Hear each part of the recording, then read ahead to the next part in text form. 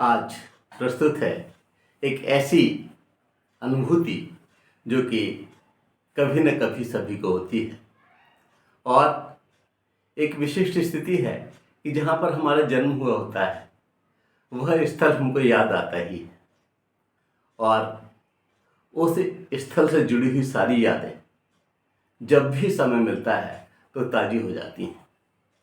और इसलिए कहा जाता है कि जन्मस्थली वाला ठिकाना अक्सर क्यों हमें बुलाता है।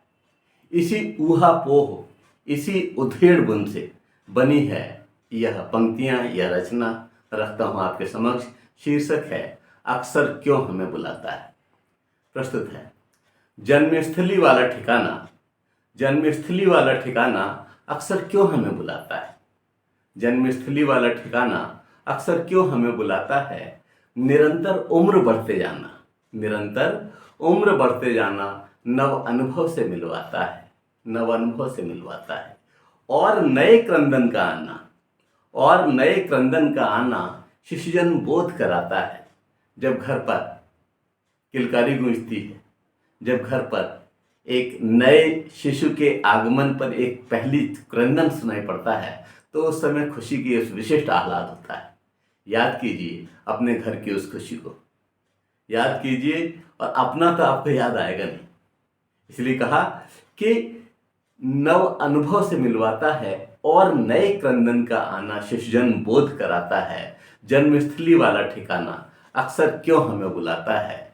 जन्मस्थली वाला ठिकाना अक्सर क्यों हमें बुलाता है।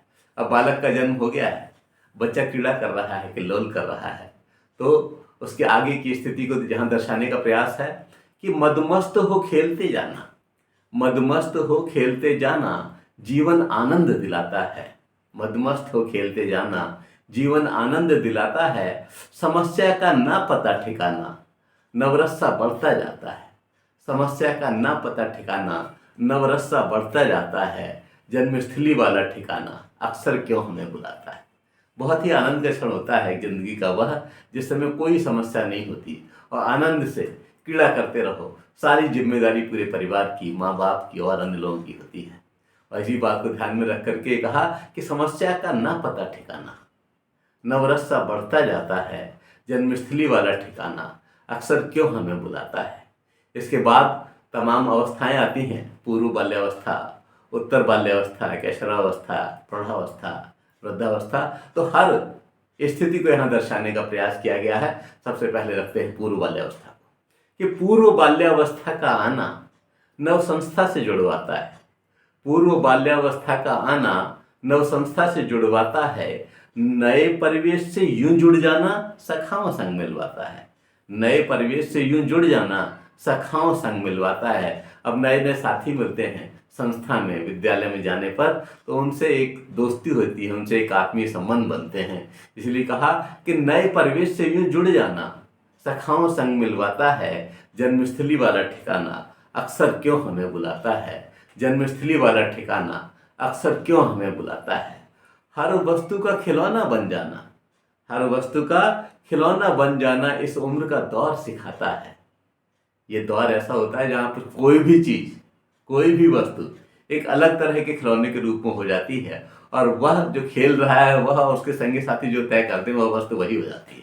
इसलिए कहा कि हर वस्तु खिलौना बन जाना इस उम्र का दौर सिखाता है। इस वय में संबंध बन जाना कोई जीवन भर निभाता है। कभी कभी ऐसा होता है कि इस उम्र में जो साथी मिलते हैं वो जीवन भर साथ रह जाते हैं और ये एक बहुत ही अनोखी, बहुत ही अच्छी स्थिति है। इसीलिए कहा कि इस वय में संबंध बन जाना कोई जीवन भर निभाता है। जन्मस्थली वाला ठिकाना अक्सर क्यों हमें बुलाता है, अक्सर क्यों हमें बुलाता है। फिर आयु के बढ़ने के साथ आती है उत्तर बाल्यावस्था। तो उत्तर बाल्यावस्था का आना, उत्तर बाल्यावस्था का आना नव ऊर्जा बोध कराता है। उत्तर बाल्यावस्था का आना नव ऊर्जा का बोध कराता है। संबंधों का यह ताना बाना संसार में उलझा जाता है। संबंधों का यह ताना बाना संसार में उलझा जाता है। यहाँ पर ऊर्जा नहीं है और शक्ति बढ़ रही है। ऐसी स्थिति में जो संबंध बन रहे हैं वह संसार की उलझन से जोड़ते हैं हमें। इसलिए कहा कि संबंधों का यह ताना बाना संसार में उलझा जाता है। जन्मस्थली वाला ठिकाना अक्सर क्यों हमें बुलाता है, जन्मस्थली वाला ठिकाना अक्सर क्यों हमें बुलाता है। यहाँ जिज्ञासा भी होती है, जानने की इच्छा होती है और हम नए नए परिवेश से जुड़कर नई बातों को सीखने का प्रयास करते हैं। तो नाना विधि ज्ञान से जुड़ जाना, नाना विधि ज्ञान से जुड़ जाना नव चमत्कार दिखलाता है। प्रश्नों का उत्तर बन जाना, प्रश्नों का उत्तर बन जाना फिर से नव प्रश्न जगाता है। प्रश्नों का उत्तर बन जाना फिर से नव प्रश्न जगाता है। जन्मस्थली वाला ठिकाना अक्सर क्यों हमें बुलाता है, जन्मस्थली वाला ठिकाना अक्सर क्यों हमें बुलाता है। आप समझिए, उस समय के जो बुजुर्ग लोग होते हैं जिन्होंने आपके उन प्रश्नों को सुना होता है, उन प्रश्नों को जब वह आपको सुनाते हैं तभी आपको लगता है कि अरे यह प्रश्न हमारे मस्तिष्क में कैसे आया होगा और इस तरह का हमने प्रश्न पूछा ही क्यों। भिन्न भिन्न भिन्न स्थितियाँ होती हैं, लेकिन वह उम्र ही ऐसी है जिसमें बहुत सारे प्रश्न आते हैं, प्रश्न उत्तर बन जाते हैं और उत्तर पुनः प्रश्न बन जाते हैं। इसी बात को ध्यान में रख करके बनी थी ये पंक्तियाँ कि प्रश्नों का उत्तर बन जाना, प्रश्नों का उत्तर बन जाना फिर से नव प्रश्न जगाता है। जन्मस्थली वाला ठिकाना अक्सर क्यों हमें बुलाता है। और उसके बाद उम्र का एक नया पायदान आता है जो तनाव और तूफान का पायदान कहा जाता है, जो संघर्ष का पायदान कहा जाता है, जो विशिष्ट स्थिति का पायदान कहा जाता है। और मैं समझता हूँ कोई भी ऐसा व्यक्ति नहीं होता जो अपनी किशोरावस्था को भूल जाए। इसलिए कहा कि कैशोरी में मस्ती का आना, कैशोरी में मस्ती का आना पुरजोश से होश हटाता है। जोश में होश का यूं खो जाना, जोश में होश का यूं खो जाना किशोर वय का बोध कराता है, किशोर वय का बोध कराता है। आप समझिए, जब किशोरावस्था होती है तो जोश पूरी ऊंचाई पर होता है और उस ऊंचाई की वजह से होश ठिकाने नहीं रहते, होश पर काबू नहीं रहता। इसलिए कहना पड़ा कि पुरजोश से होश हटाता है, कैशोर में मस्ती का आना पुरजोश से होश हटाता है। जोश में होश का यूं खो जाना किशोर वय का बोध कराता है। जन्मस्थली वाला ठिकाना अक्सर क्यों हमें बुलाता है, जन्मस्थली वाला ठिकाना अक्सर क्यों हमें बुलाता है। और क्या होता है किशोरावस्था में कि संघर्ष सहित तूफान का आना, संघर्ष सहित तूफान का आना इस जटिल उम्र में भाता है। गिरते पड़ते रास्ते कट जाना नवपथ का दर्श कराता है, गिरते पड़ते रास्ते कट जाना नवपथ का दर्श कराता है। जन्मस्थली वाला ठिकाना अक्सर क्यों हमें बुलाता है, जन्मस्थली वाला ठिकाना अक्सर क्यों हमें बुलाता है। आप समझिए कि किशोर वय में हम बहुत सारी विविध गलतियां भी करते हैं और बहुत सारी घटनाएं हमसे इस तरह की जुड़ जाती हैं जो जीवन भर हमें गुदगुदाती रहती हैं, जो जीवन भर हमें उस काल की याद दिलाती रहती हैं। और इसके बाद जो अवस्था आती है वह हमें समस्याओं से जोड़ती है, वह हमें यथार्थ जीवन का, कंटक पथ का बोध कराती है। और कौन सी वह अवस्था, उसे हम कहते हैं प्रौढ़ावस्था।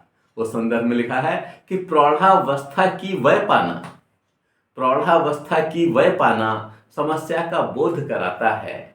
जीवन यथार्थ से जुड़ जाना कंटक पथ मर्म सिखाता है, कंटक पथ मर्म सिखाता है।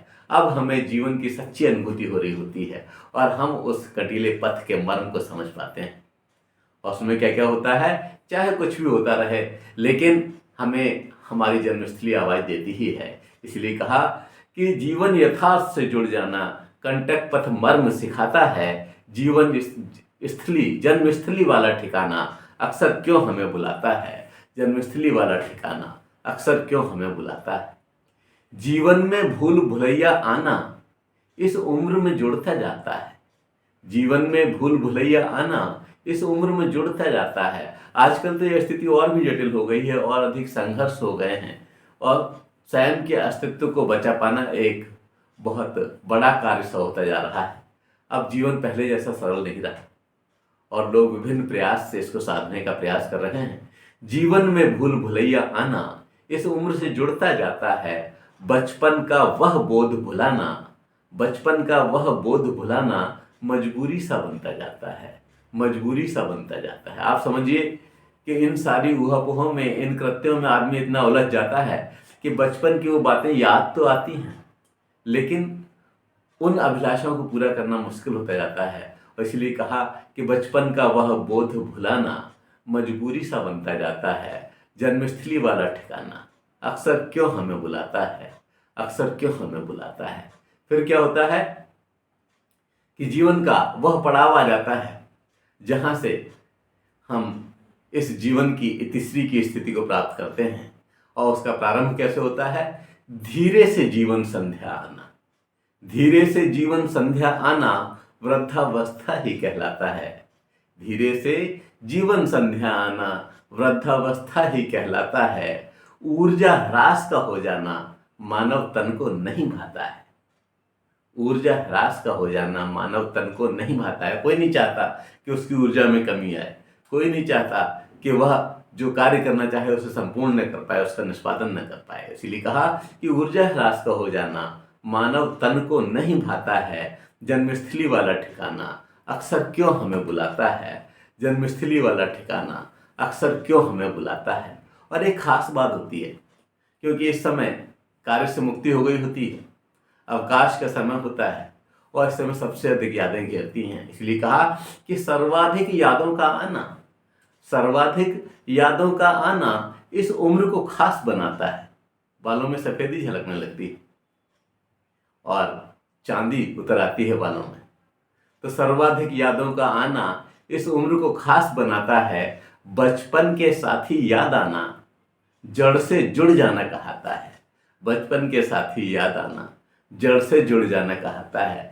कभी आप किन्हीं ऐसे दो वृद्धों को बात करते हुए सुने, वो हर गांव के हर व्यक्ति की बात करेंगे, गली की बात करेंगे, मोहल्ले की बात करेंगे, गुरजनों की बात करेंगे, सारी पुरानी यादों को ताजा कर लेंगे। उस सुनने में भी आपको एक विशिष्ट रस आएगा। इसलिए कहा कि सर्वाधिक यादों का आना इस उम्र को खास बनाता है। बचपन के साथी याद आना जड़ से जुड़ जाना कहलाता है। जन्मस्थली वाला ठिकाना अक्सर क्यों हमें बुलाता है? जन्मस्थली वाला ठिकाना अक्सर क्यों हमें बुलाता है? अक्सर क्यों हमें बुलाता है? अक्सर क्यों हमें बुलाता है? जय हिंद, जय भारत, धन्यवाद।